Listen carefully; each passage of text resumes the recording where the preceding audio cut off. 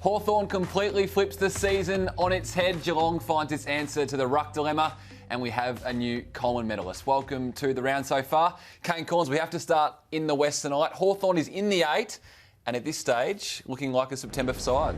Fair bit happening in this round. Who would have seen this performance coming? What a performance it was, honestly. One of the best of the season. Luke Bruce here was sensational. So they started like a house on fire, the Hawks. They kicked the first 3, then West Coast steady. They kicked the next 4 in the first quarter, just before quarter time in about 5 minutes. But Hawthorn just hung in there. They kicked 4 goals like that from the goal square.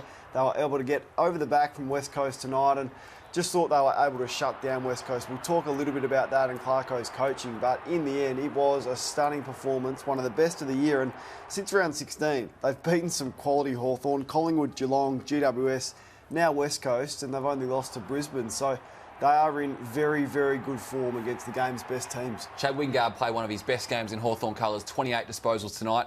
Tim O'Brien, the man we see on screen, 4 goals. He's a guy that could have been delisted on a number of occasions, comes up and proves to be one of the match winners. How good was this performance to suffocate the Eagles and keep them to only 5 goals after quarter time? Yeah, what I did like was just their ability to shut them down and score off their turnovers. Now, once again, they've kicked 11-5 off West Coast turnovers, and McGovern, no influence on the game whatsoever. So for a man that's so imposing in the back line, he took one intercept mark. He had 12 touches of the ball. So mark it down to Clarko again, really. But then the players to be able to carry that out, they were far too tough. They were too hungry. They win contested ball by 14, ground balls by 13. And as I said, kick 11 goals off turnover. That's the perfect combination of a side that went over there on a mission and kept their season alive. Well, it's thrown that spot in 8th position wide open now. This is how it looks going into Sunday's matches. Hawthorn is in 8th spot. The Western Bulldogs can trump them completely if they beat the Crows. But if the Crows win and Port Adelaide win, it could be interesting. But the Crows and Power will have to win by 90 plus, you would suspect. Completely messed with the Adelaide sides. That result for Hawthorn also made it very tough for West Coast. We'll talk about them because what it means for their premiership defence is going to be very, very important. If, as expected tomorrow, Richmond beats Brisbane, it means West Coast will finish the season in 5th spot.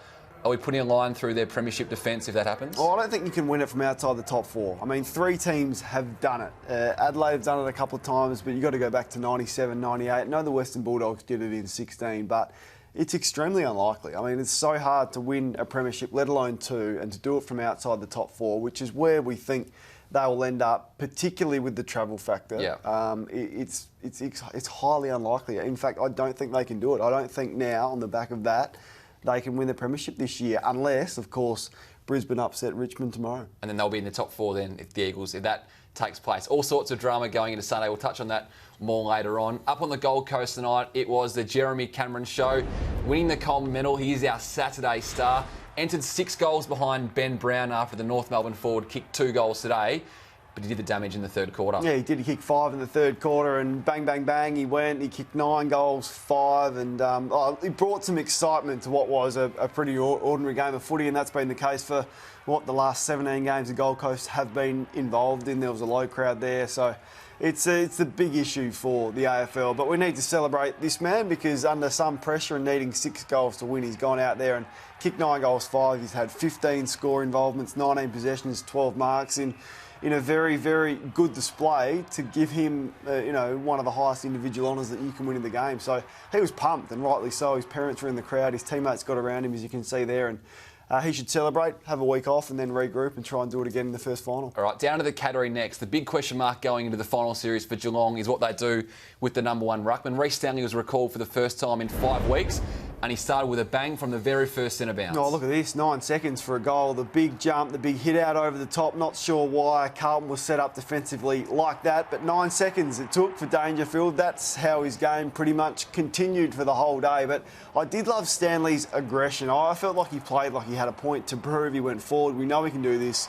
We know he's athletic, but when he does play with some aggression and some hunger and he follows up his tap work, then he's a good, solid AFL player, and they just got to persist with him now. Hopefully for them it's 3 games that he's got left in him, and if he sets himself like he did tonight against a pretty good opponent in Cruiser, he should be able to acquit himself okay. He'll probably get beaten against the likes of Grundy and the bigger ruckman that he'll play in the finals, but He's just got to bring that effort and intensity every week. Last month without Stanley, the Cats averaged 28 points from stoppages. Tonight, they had 76. So that's a big difference for the Cats going to that finals.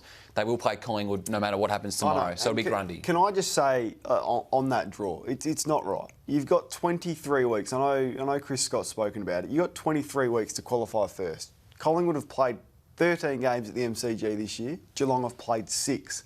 What is that 23 weeks of effort all for? For nothing. It completely eradicates the home ground advantage on the back of Hawthorn upsetting West Coast tonight. So Collingwood have lucked in, and it could just win them a premiership this year, and it's not fair on Geelong, and I completely agree with Chris Scott. All right, to the Brownlow medal race now. These two men might be in contention come Brownlow medal night. Patrick Cripps versus Patrick Dangerfield. You'd probably give Danger the votes tonight, and that would leave him, according to the AFL.com.au Brownlow predictor, with 8 best on grounds. It's one of those great games from Dangerfield. Sometimes he gets in that mode where he just sees the ball and he gets it regardless. When there's a ground ball, he goes and wins it. I think he had 11 ground balls, 12 clearances, you can see there. Look at the metres gained. And then he's at his devastating best when he goes forward and kicks goals like he did. So Cripps was solid again, but Dangerfield absolutely got the better of him. They actually lined up against each other a couple of times in the first half, and I thought Dangerfield clearly had the better of him. But he's had another great season. I think it will be his 6th All-Australian this year. When it comes to collector's items, Dale Thomas's final jumper might just be up there. He was one of the number of players to finish up this weekend. How about this, Kane, as he comes off the ground tonight at GMHBA Stadium? He's always been a generous character off the field, Dale Thomas, and someone that in the media we like because he gives you some character, and that fan there's got a sign-up days, you can have your jumper, and he obliges. So It's great because I would have thought the last jumper you played him would be a prized possession. But do you know where yours is? Somewhere upstairs. I've still got it. I didn't give it away, but good on him. He's been a character. We'll miss him. Does he get another home? Not sure about that, but he's had a great career, and I feel like we did finally get to see him back to full fitness after the issues that he had at Carlton with his lower legs. All right, for Melbourne's season, finally it's done. Demons fans, it's over.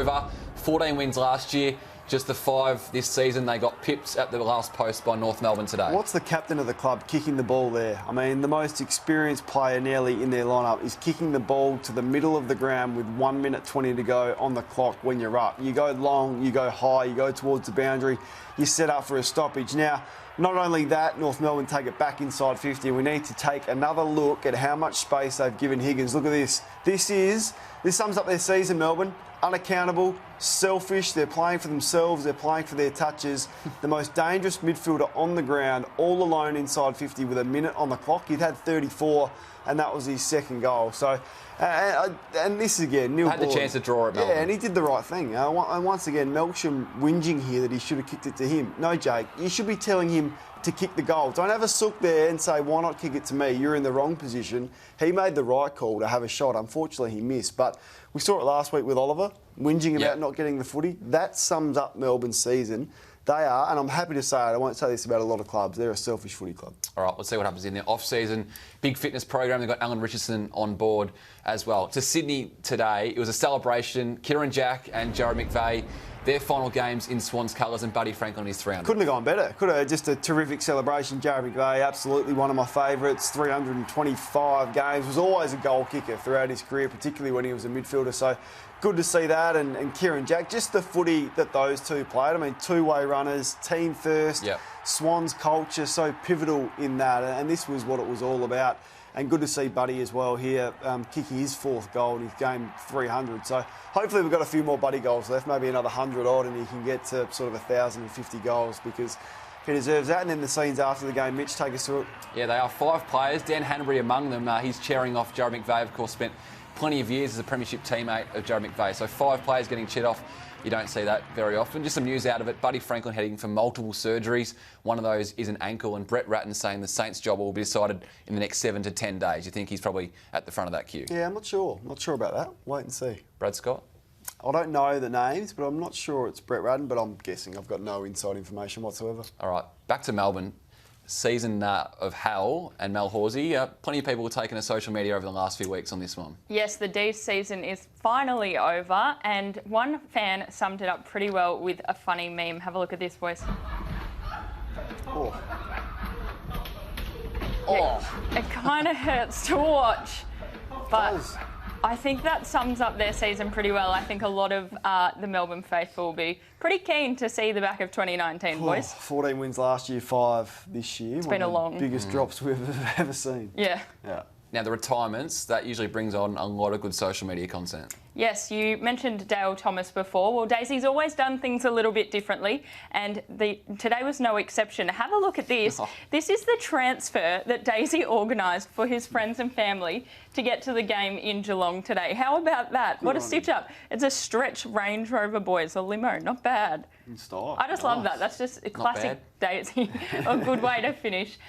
Always having a laugh. We love that. Hey, from one former Pie to a returning Pie, Jaden Stevenson. He played in the VFL today after that betting suspension. He lit it up to start with. He had a great first half of footy, 16 disposals, 2 tackles and a goal. He got a little bit quieter after that, boys, but finished that game really strongly. Looked really good. My question for you is, Kane, does he get picked straight away? He seems ready to go for week 1. Does he get straight in? Straight in. They've had some luck this week. So Hawthorn upset West Coast. So Collingwood gets top 4 probably. And then Jaden Stevenson allowed to play in this VFL game. He looks super fit. Plenty of the footy. Did what he needed to do. So he's straight back in, hopefully to goalie as well. Yeah, he looked hungry. Mason Cox wasn't there and he won't be there for the finals. We thought we'd seen enough of the basketballers. Ben Simmons, Kane's mate.